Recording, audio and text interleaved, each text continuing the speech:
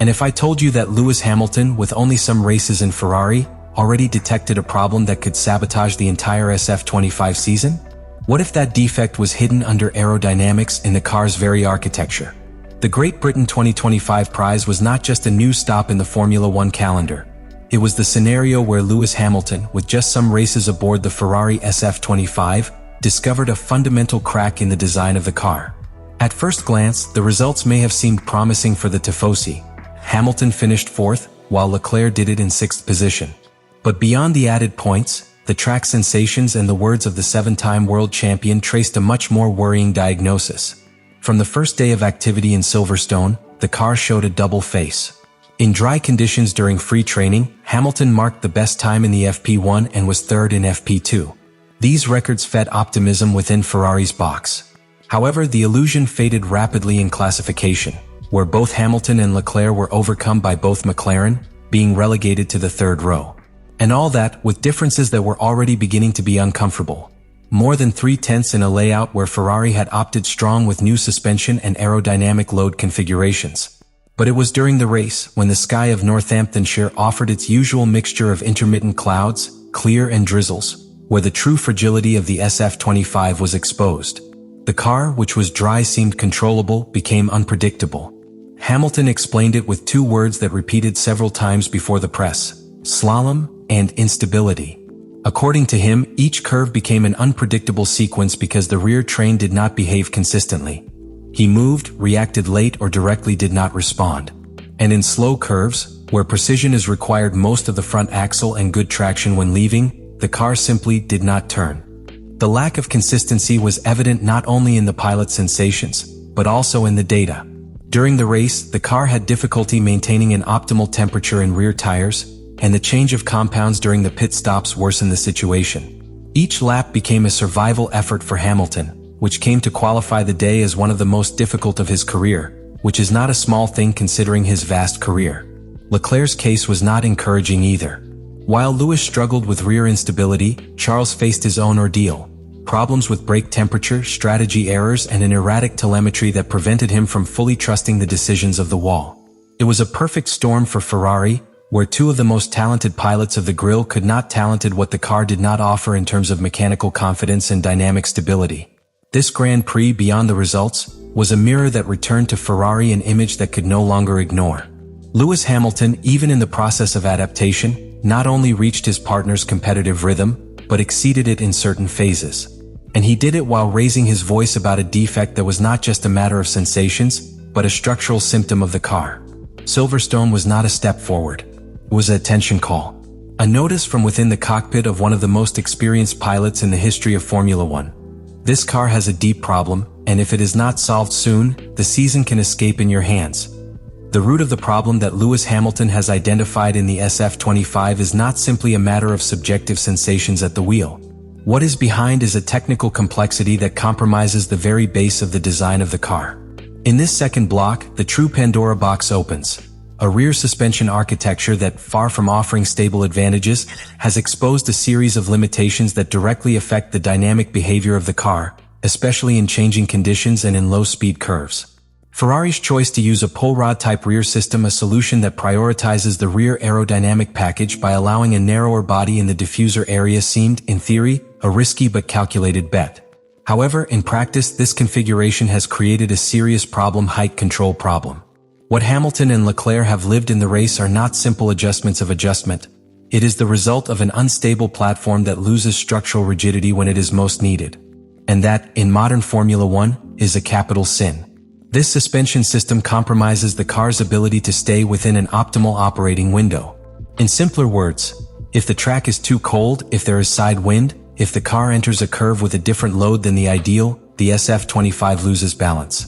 It breaks down. The rear train vibrates, the front does not respond precisely, and the key plane background in the generation of aerodynamic load becomes a vulnerable component. In fact, Ferrari has already suffered the consequences of this weakness in a public way when Hamilton was disqualified in China due to excessive wear of the wooden table under the car, which shows that the minimum height required by the technical regulation is not being correctly managed. The engineers have detected micro-oscillations on the rear axle, and although small settings have been made, none has managed to eliminate this erratic response. Rob Smedley, former Ferrari and current technical commentator, explained it clearly. The rear suspension of the SF-25 is not rigid enough to support load changes without breaking aerodynamic cohesion. Each small oscillation in the body implies a loss of diffuser efficiency, which translates into a direct grip loss.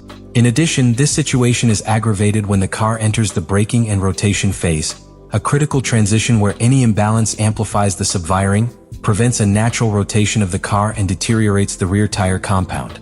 In other words, the SF-25 becomes slower as it drives more. This creates a vicious circle. To compensate for the lack of rotation, the pilot demands more to the front train. That, in turn, causes overheating in the brakes and tires, and ends up affecting the global stability of the car. This represents a great contrast to McLaren's performance, whose MCL-39 has been designed with an opposite philosophy. A broad and progressive platform that tolerates load and climate variations without compromising basic performance. While Ferrari struggles to keep a temperamental car stable, McLaren has achieved a car that adapts to the changes and maintains the competitiveness around after. The most worrying thing about all this is that Ferrari cannot simply redesign the rear suspension in the middle of the season. Not only because of the limitations of the technical regulations, but because such changes requires a complete review of the platform. What remains as the only viable option is to introduce flat background updates, complementary aerodynamic adjustments, and perhaps review the active suspension maps within the legal limits of the regulation. Hamilton has given the alert with surgical precision. The car needs a deep intervention. The issue is not whether Ferrari can win with the SF-25, but if you can do it consistently throughout a championship where each race exposes, without mercy, the structural weakness of a design that until now has not fulfilled its promise. Hamilton's voice is not just that of an experienced pilot. It is that of a track engineer who has detected a critical failure. And if Ferrari does not act, the SF-25 could remain as another frustrating chapter in the long history of talented but badly born of Maranello. But the most serious is what can happen if Ferrari does not take action quickly. The 2025 calendar is relentless. Circuits such as Hungaroring, Marina Bay, Monaco, or Suzuka demand surgical precision in slow and medium curves, just where the SF-25 suffers more.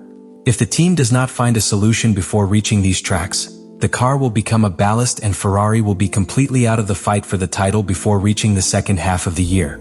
This, of course, not only impacts the career results but also on the morale of the team, the future performance, and, above all, on the pilot market and technical personnel. And the most worrying thing is that the rivals are not waiting. McLaren has consolidated a versatile car, which works both in classification and in race. Red Bull, despite. For all this, Ferrari's situation cannot be treated as a simple performance bump. What is happening with the SF-25 is a systemic threat to the 2025 project. And if it does not act urgently and precision, which promised to be the year of Ferrari's return to the throne, can end up being another chapter of frustration and lost opportunities. The big question is whether the Scuderia will have the courage to accept the diagnosis that Hamilton has put on the table and act before it is too late. Lewis Hamilton has done much more than completing competitive laps in SF-25. What he has done in these first races is an act of track engineering. Its diagnosis, detailed and brave, is not only a technical warning, but a cry of institutional urgency. What has detected the 7-time world champion goes far beyond a failed configuration or an update that did not work. We are talking about a structural defect that compromises the base on which Ferrari has tried to build its assault on the 2025 championship. And that is precisely the central dilemma that the Scuderia faces. To ignore the warning and continue with an optimistic narrative that is no longer held in real data? Or do an act of technical humility and reconfigure part of the project to try to save the season? Because time runs, and in the current Formula One, the difference between winning and losing is not measured only in tenths by return, but in weeks of reaction to the problems. Ferrari's recent history is marked by late decisions, half solutions, and almost stubborn resistance to accept internal criticism. Hamilton's testimony should not be taken as a destructive criticism, but as a unique opportunity.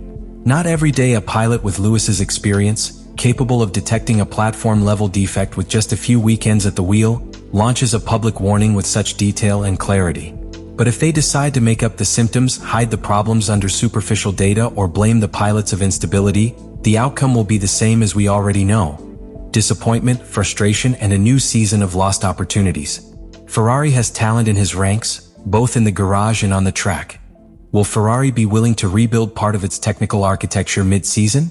Will they dare to listen to the pilot who knows the most to win on this grill, even if that implies accepting fundamental errors in the design of the car? I want you to tell me what you think.